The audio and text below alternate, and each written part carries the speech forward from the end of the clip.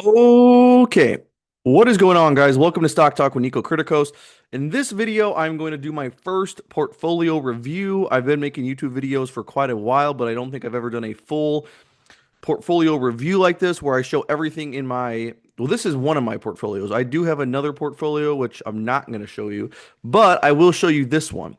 So this is my Robinhood account, and I've had this for a very long time.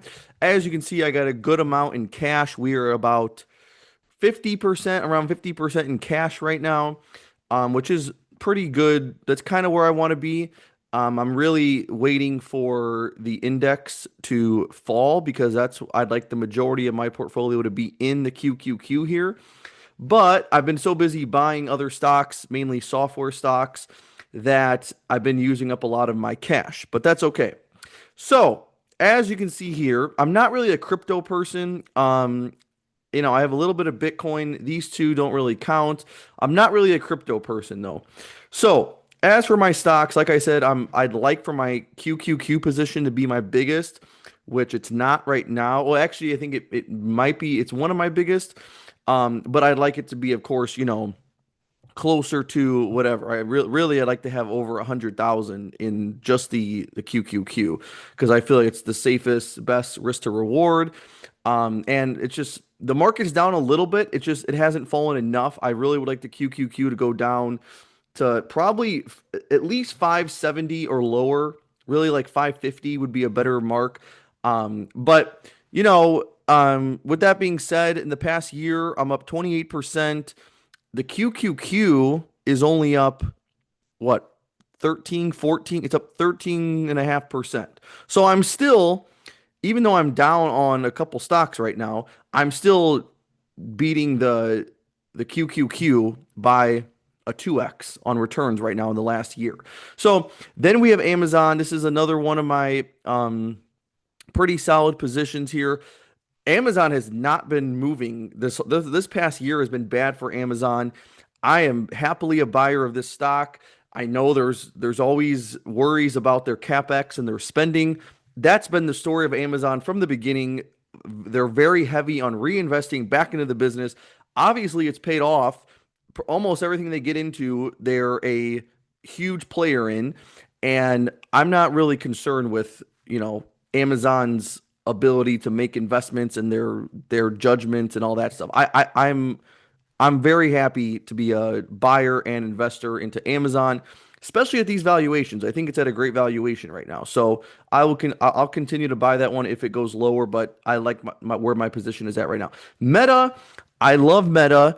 I think last year I sold out of most of my shares, so I only have right now I have a small position here at $630 a share because Meta has been weak this year too. It went down a little bit and I bought a little bit, but for me to really make a position in this, I'd like to see it get, further down here, maybe close to $500 a share. That's where I would really like to maybe double this position possibly. But Meta's another one. Tons of capex to be expected, which most investors are not liking, which I understand it's going to hurt free cash flow and EPS and things, and that doesn't look good. Technically, that should hurt the share price, but it's still, to me, it's still about who is the company, what sort of moat and market share do they have. And I mean, these are companies that produce an insane amount of free cash flow and profits, like, billions and billions and billions every quarter. So for them to say, okay, and I mean, 100 billion, 200 billion dollars is a lot of money. So, which some of these companies are spending in that range. And I mean, it could take years for them to pay that back. But again, they have these very large, mature business models that are producing whatever, 100 billion dollars a year for some of them. And maybe some of those companies feel like they can't grow anymore in that space. Um, to me, it just, if they want to spend that, let them spend that. And then what happens? Meta already went through this back here in 2022. They did the same thing with the metaverse. And if they're spending too much and it's not paying off or investors don't like it, they will sell off the stock. And then what happened when the stock dropped by all this amount? Meta came out and said, okay, we're going to cut our metaverse spending and we're going to become more efficient. And then what happened? The stock went from 100 all the way up to 700. So I see the same thing playing out again. If investors don't like this and they want to sell off the stock, let that whole thing happen again, and I'll happily buy Meta again at $100 a share. So that's kind of my thing with Meta. A couple ones on here that I don't have right now, but I did have last year that I'm a huge fan of. I'd love to get back is Google. Huge fan of Google, ASML, and Taiwan Semiconductor. Those three are some of my all-time favorites. Of course, I'd like to have Nvidia on there too, but Nvidia, the valuation has to make sense. That's pretty much it. I mean, there has to be some some growth expected, and the growth versus valuation has to make sense.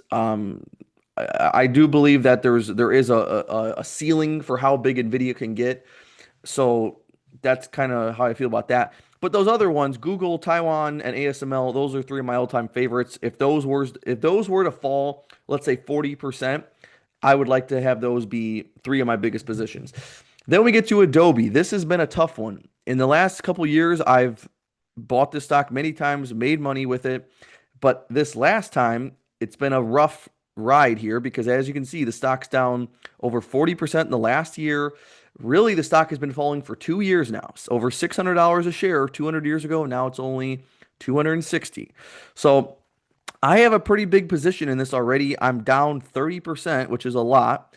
And, of course, there's the potential for this stock not to return to those high premiums, those high valuations, or a stock price of, let's say, $500 plus. Maybe it doesn't get back to there. I don't really know. But I've done a lot of research on this. I keep trying to see what is truly their moat. Is it really possible for companies to easily replicate what they offer, including Canva and Figma, not just, custom, like they have Disney and Adidas and all these, Coca-Cola, the NFL, all these big establishments use Adobe as part of their, in their marketing departments. And so I feel that Adobe has a solid moat because of the suite of software they offer and the switching costs that are related to that. There's a couple things. They're also integrating AI into the platform as well, so you have to remember that. The one thing I feel like something that's one of the most realistic things I could see happening here is just that Adobe's not going away, but they're not going to demand the same PE ratio that they once did. That seems like the realistic thing here, just because there is competition. But I would say it's very reasonable to see Adobe get back to something like $450 a share. That's kind of what I'm betting on with that. My other thought on a stock like that is I have a lot of software stocks now. So you're not going to always know which ones are going to recover strongly when this whole software thing is over, and which ones are going to kind of, be bigger losers. So that's why you're going to see here. I have a lot of different software stocks I've been buying. So Adobe is just one of them. If that turns out to be the loser, then so be it. I don't think all my software picks are going to be losers. I think maybe one or two of them will be losers.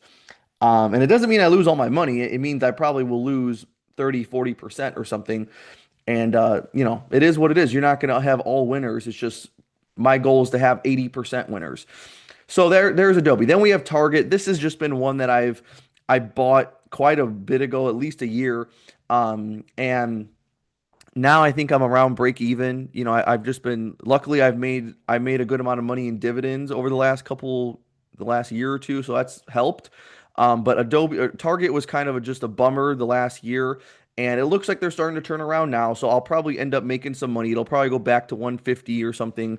And I'll probably end up selling for whatever, a 20-30% profit. But who knows? They also do pay a dividend. So I might just keep it there in the background. I'm not really too worried or concerned with that one. Nothing too interesting with Target. SMCI, this is one, if you go back to my channel for last year, that was my top pick. I bought this at $26 and doubled my money on it in 2025.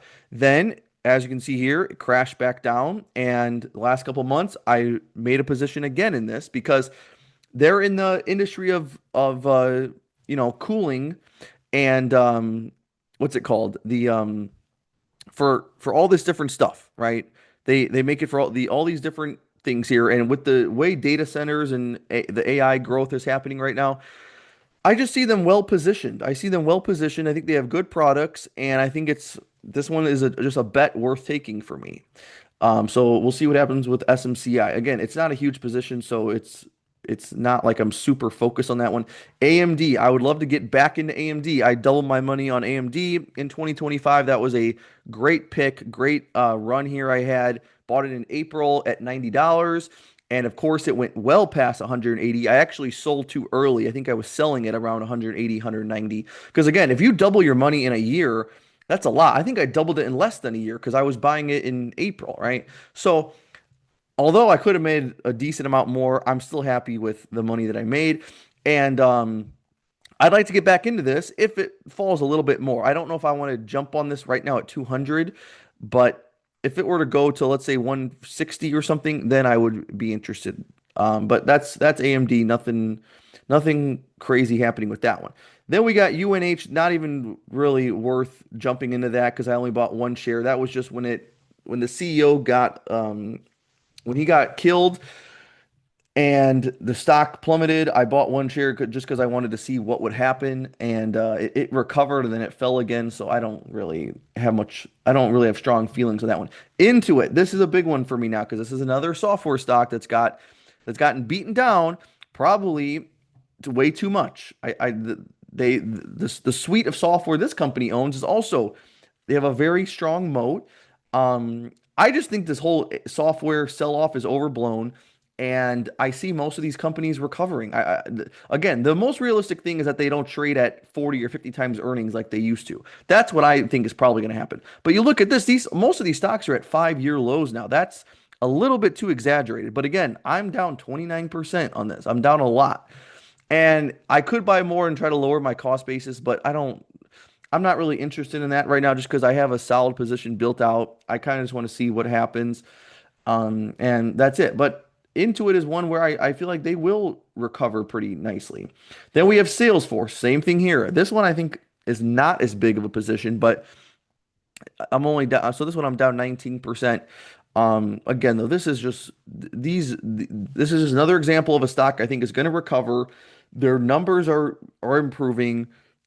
I mean, when you talk about competition, it's just these companies have the history of it. They have the data. They already have the clients.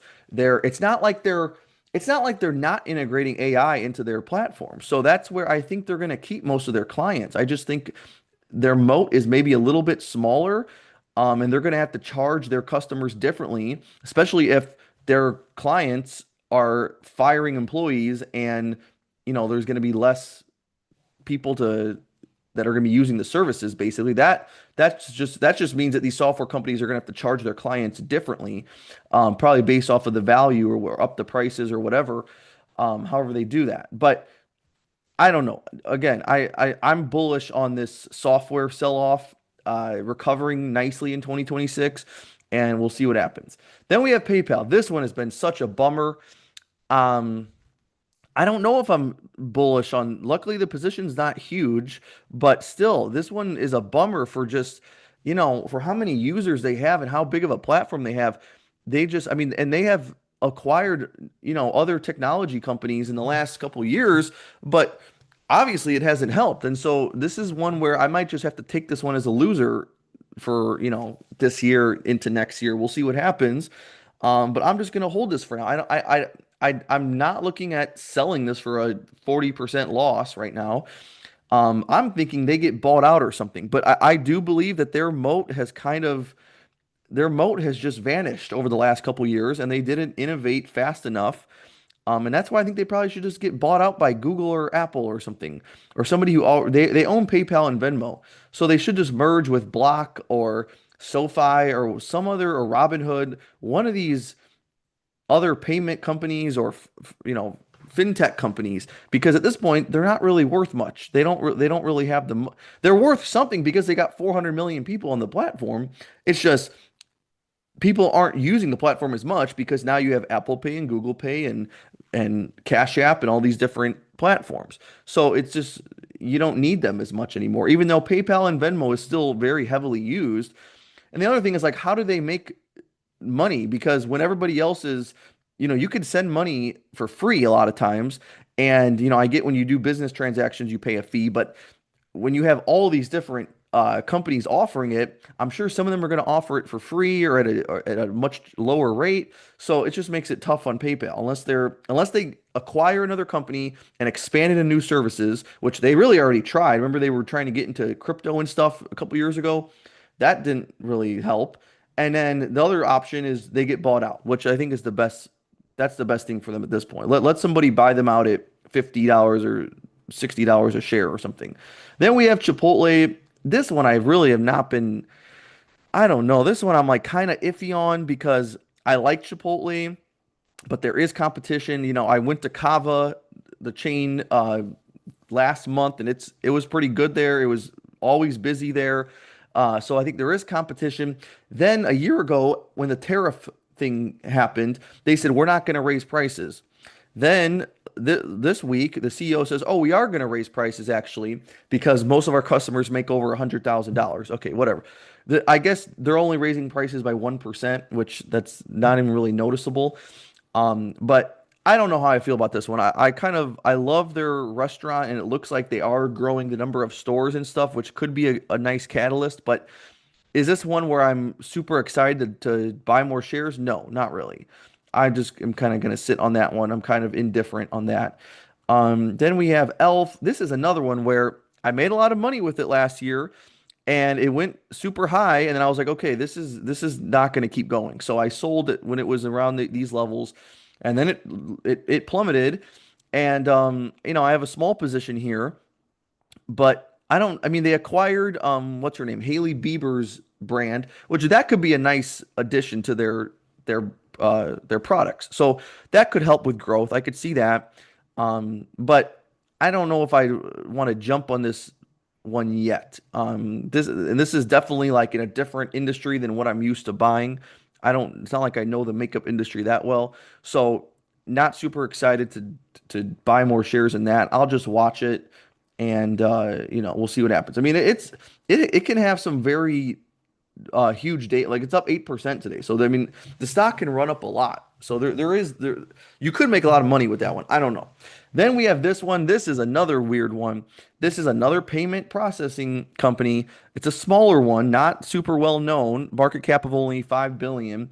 The funny thing is a week or two ago I was at a hotel in South Indiana and the hotel there actually used their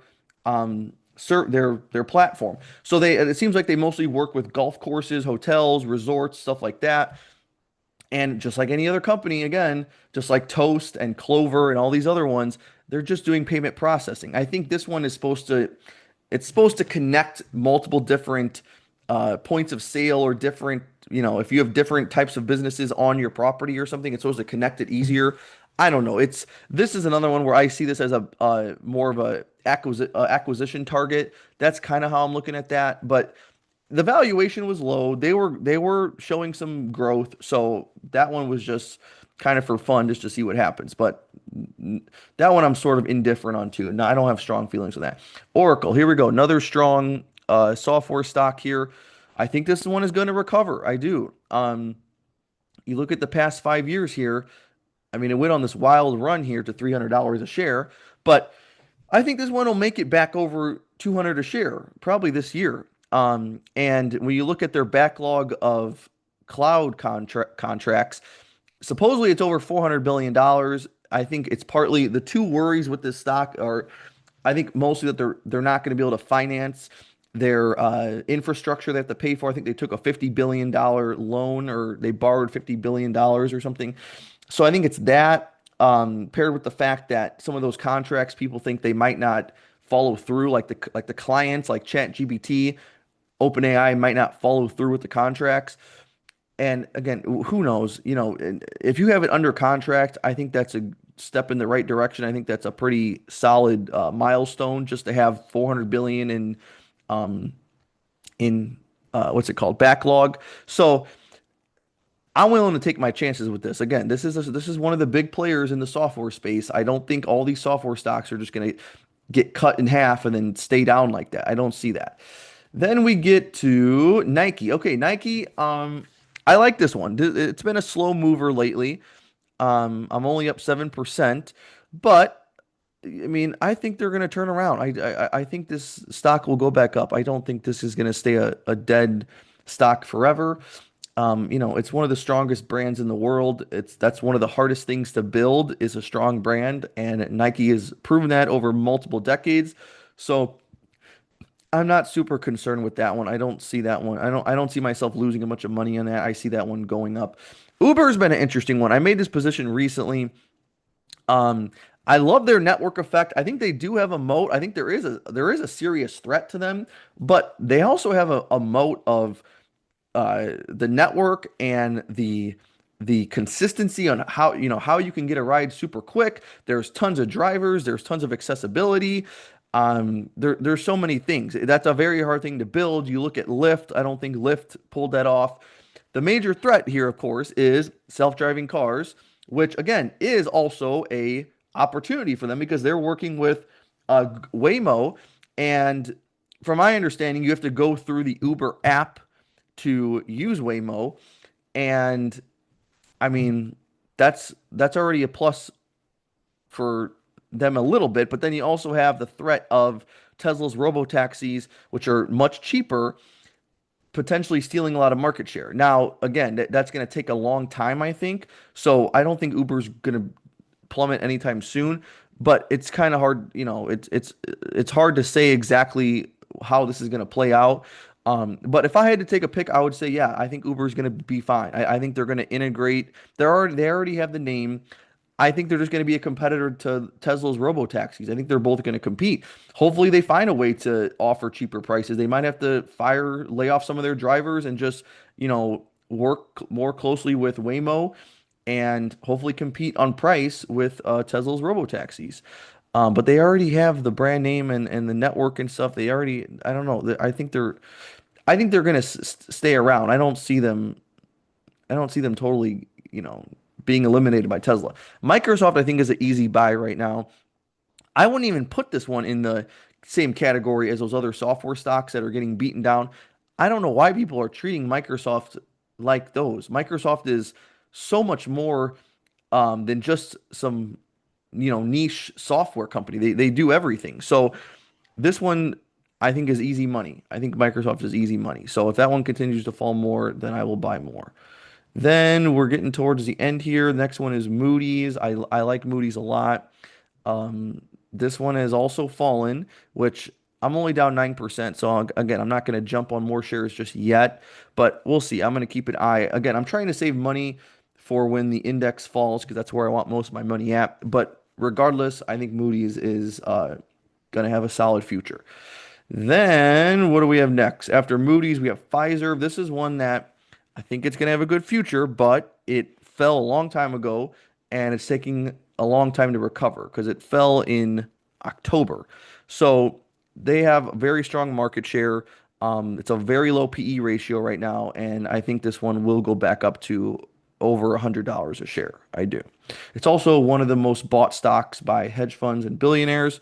So I think that's also a good sign. Trade Desk. This has been a tough one. I don't know. This one kind of reminds me of PayPal. I'd probably pick Trade Desk over PayPal, because who knows? I think they might be able to compete with other companies like Amazon, but I could see where they are losing market share. This one I kind of need to do more research on to really distinguish how big of a moat do they really have. But the stock has just been killed. $140 a share down to 25. So now we have a $12 billion company. Still says PE of 29, which is rich because Trade Desk always traded way too rich to begin with. But when I did my initial research, I thought they do have a good chance of still being competitive in the future. And again, I think this one is similar to where they're going to stick around, but their moat and their PE they're going to demand is not going to be as big. That's all I'm seeing with stocks like that. Then we have Netflix. Okay, Netflix I like. I do hope they get that Warner Brothers deal. But to be honest, I feel like they're not because you look at several different things. Not only is it like a huge deal, but you look at when Adobe tried to acquire Figma, that was for way less. That was for a way smaller amount of money. I want to say, I think it was 25 billion or something. And that deal didn't go through. They didn't let that go through for monopoly reasons. So the Netflix deal is 80 billion plus, and that's why I don't know if they're going to let that one go through either. But either way, they're still a dominant player. I think it's smart to pick up shares at this price. So that's where I see Netflix. Then we move down. I have too many stocks. Then we have Sprouts Farmers Market. I visited this place last month when I was in Florida. I like this one a lot. The stock prices fell a lot, and I think it's a great store. I think it's a great chain, and they're still expanding. So I don't see this one having too many problems. The P ratio is extremely low, so I see it as very low risk.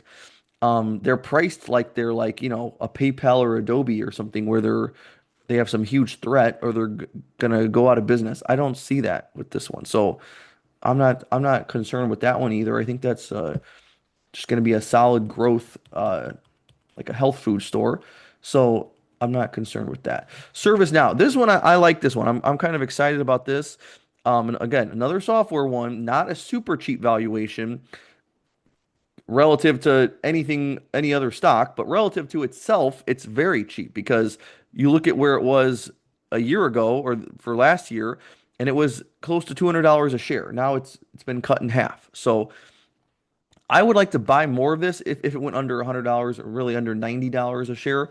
I would like to make this position bigger. But for now, just because technically it still is trading at 60 times earnings, which is not cheap, but it is a growth stock, and their software I think has a nice moat to it, which again AI is going to help a lot of these software stocks. I don't think it's gonna. I think it's gonna help those software stocks grow, offer more value, and charge accordingly. And if anything, it's just gonna make it where the PE ratio is not gonna be as big. That's it. It's just that's all it is. It's just that their moat is not gonna be as big. Then we have this one. This one is not even worth getting into. It's just like a penny stock. That's just like a joke. This one I bought today. This one's interesting. Tyler Technologies. This is another software stock that's been beaten down, and they do a lot of work with the government. So this is, and look at this one. This one was $600 for last year. Now it's down to 300. So this one I like. I think what I read about this one was like pretty much if even if there was competition for this, it would have to get approved for the government. And it would take at least 5 years. So I see them as this is almost like a smaller Palantir where um, they have that advantage of working with the government. So that one is just I just bought that one today, and we'll see what happens. So that is my portfolio for my Robinhood account. As you can see, I've gotten very carried away with just buying all these different stocks. Well, almost some of these aren't I don't even count as real positions. United Health and Elf is barely even a position, so I don't really count those. But this is my position again. I'm 50% cash. I'm waiting for the index to fall because I want that to be a large part. I'm up 28% in the past year, which is beating the index fund or the QQQ by a 2x. So I'm pretty happy with where I'm at right now. It is kind of sad when you look at some of these software stocks, and some of them I'm down 30%, which is not fun. But I have faith that the majority of them will recover, and we will see nice gains from the majority of those software stocks. Even if one or two of them don't work out, it's not a big deal because that's why I own, seven or eight of them. So that is my portfolio. Thank you very much for watching. If you have any questions or concerns, comment down below, and I will see you in the next video.